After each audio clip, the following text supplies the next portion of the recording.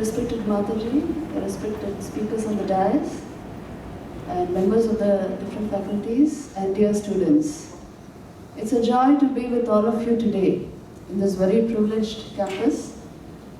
I would like to dwell on Vivekananda's ideas on women's empowerment. Now, you should not get the idea that, I'll be dwelling on some spiritual concepts which may not be very relevant to your lives. What I'm going to dwell upon is relevant to each one of us, and there's something you can take home from here. There are some ideas which Vivekananda has given which will be useful to us our whole lives, just like how Chandadi said just now. It is something you can take home. Now, regarding empowerment, you must know that Vivekananda was the greatest champion of women's empowerment. Sister Nivedita, his Irish disciple, she writes in her reminiscences of Swamiji that our master regarded himself as belonging to an order whose lot was cast for all time with the cause of the women and the people, women and the masses. Because Swamiji believed, as you saw that quotation just now, that a bird cannot fly with one wing. Women have to be empowered. Only difference is, you see, Vivekananda's ideas of women's empowerment differ slightly from those of other reformers, because Vivekananda believed in empowering from outside as well as empowering from within.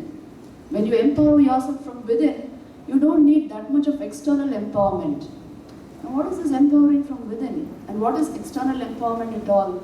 For that, let us go to the first slide. This is a hierarchy of human needs given by Abraham Maslow, an American psychologist. It's a very important pyramid. You see, these needs are common to all of us. As soon as a baby is born, what are the first needs? They are biological and physiological: food, shelter, clothing. After that comes safety needs. Everybody needs protection. That's why there is law and order, stability. After that come belonging or love needs. Each one of us needs to bond somewhere. We need family, affection, relationships, bonding somewhere. After that come esteem needs. Achievement, status, responsibility, reputation. Somewhere you have to prop your ego to keep it functioning. So these four needs need empowering from outside. These four needs need empowering from outside.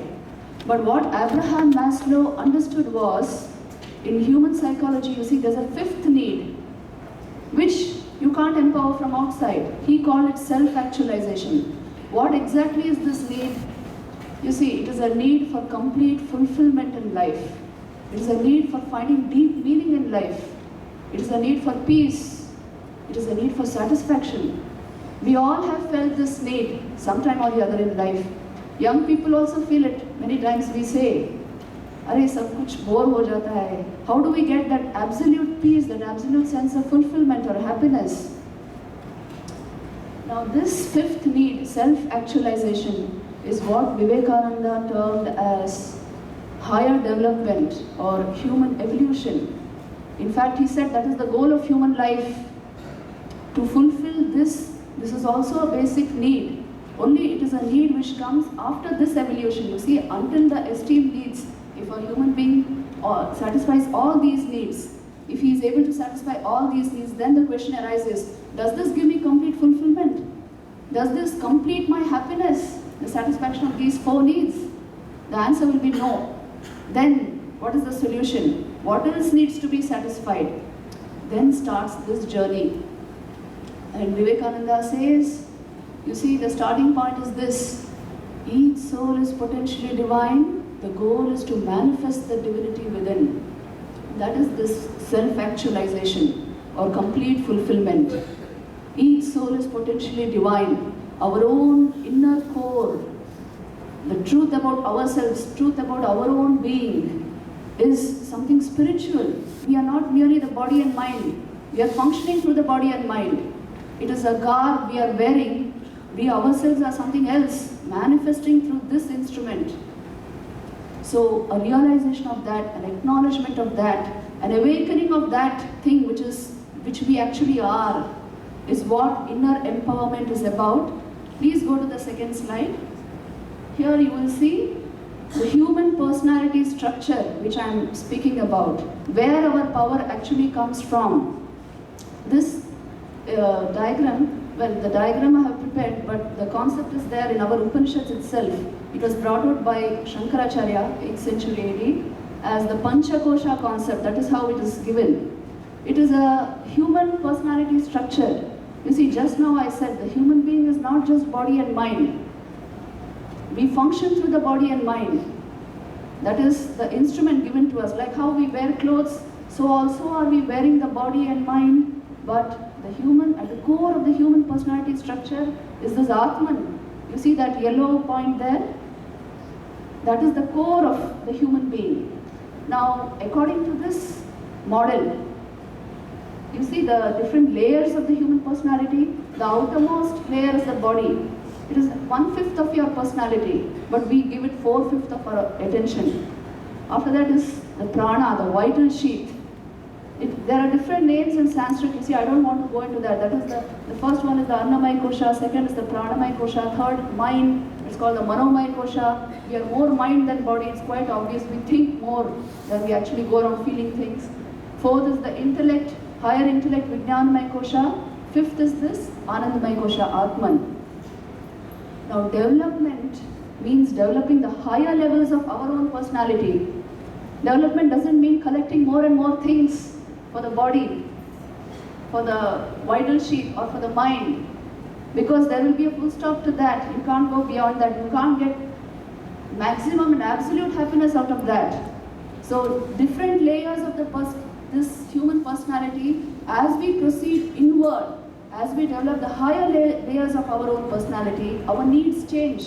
Our needs become different. And the Indian model of development is developing the higher levels of our own personality.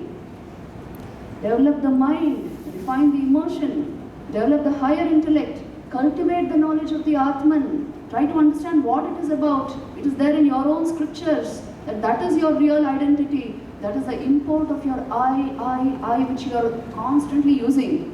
Everything we do for the I. What is that I? What is the core of your personality structure? That is that Atman level. Now, to awaken that, to bring its light, its power into work at the different levels of your personality, bringing the light of consciousness to stream into the intellect will clarify the intellect. It will give you a higher sense, it will give you intuition, it will give you the ability to take better decisions, it will give you a higher will.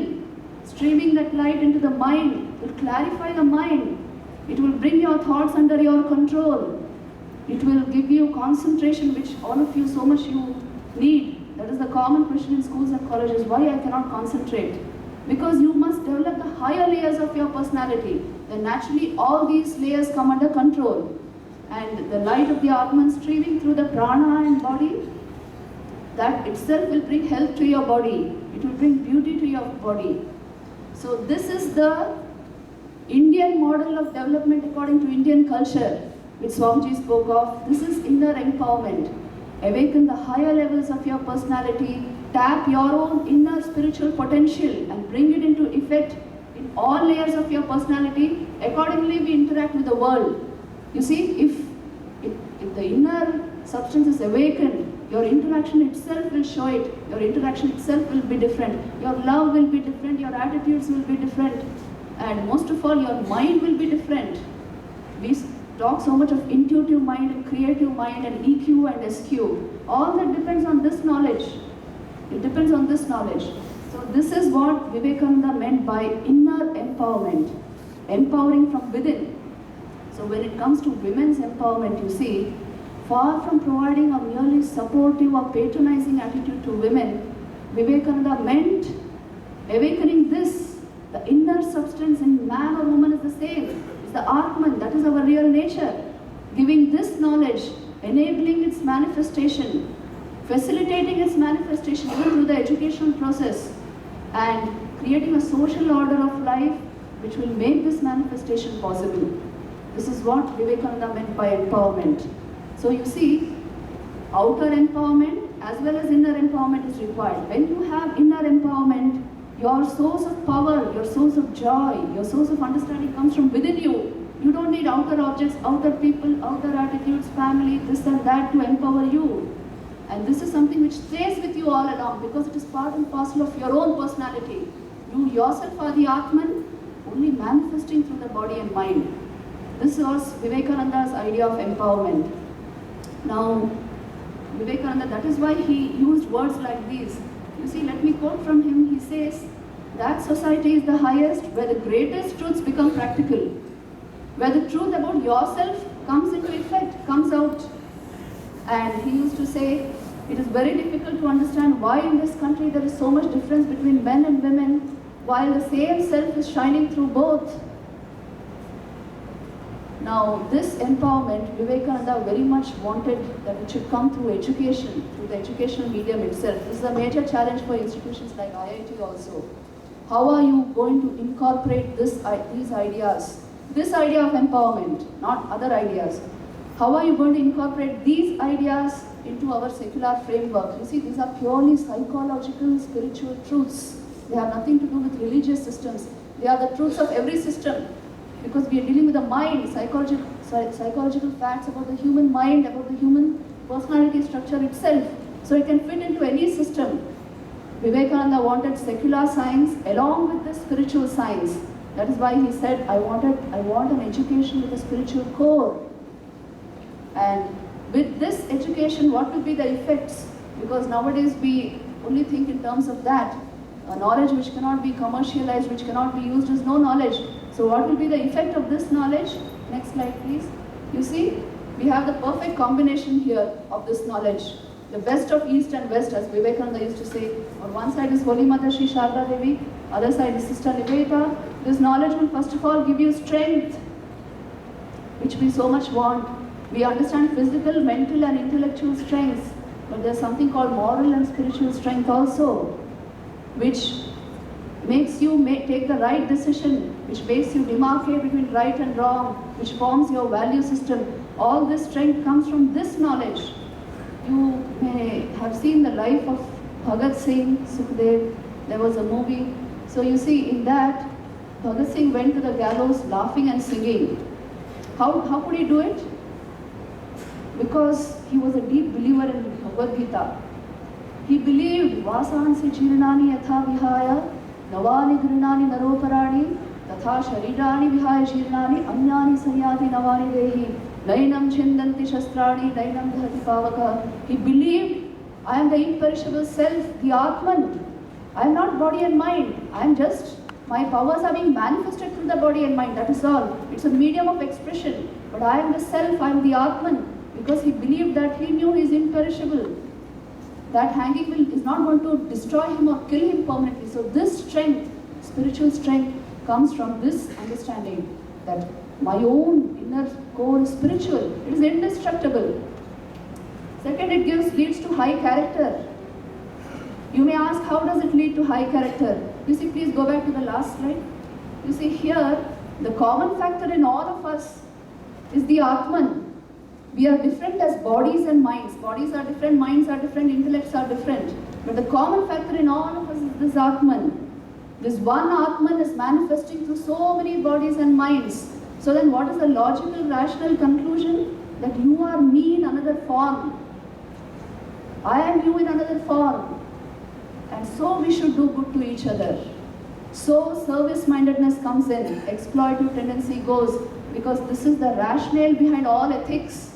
Our inner core, our spiritual core is the same. That is the common factor. So be good to your brother, do good to others, make that the philosophy of your life. So this naturally leads to high character, this model. Please go back to the third is, it gives you freedom. If I ask any one of you, your young people especially, you see the concept of freedom is very muddled. If I ask any one of you, are you free? You say, oh yes, I can do whatever I want. Can you get up at 4 o'clock and study? I'm sure most of you can't. And you are all nocturnals.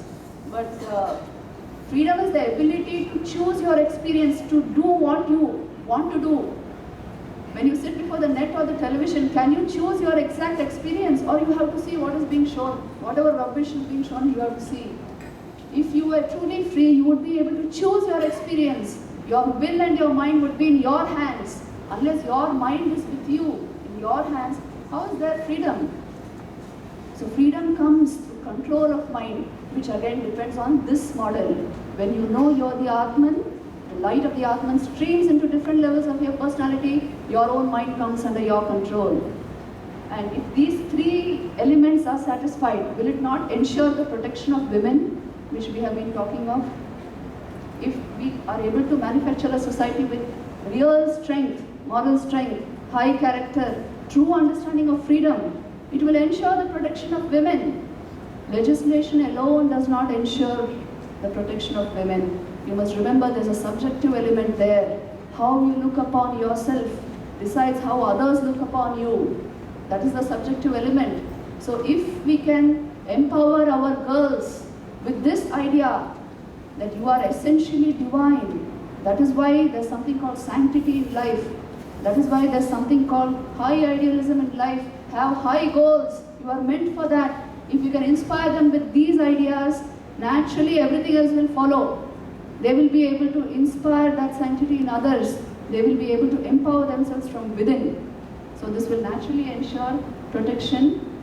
With this, I wish to end here because there are many more speakers. And this is Vivekananda's, essence of Vivekananda's concept of women's empowerment. Thank you very much.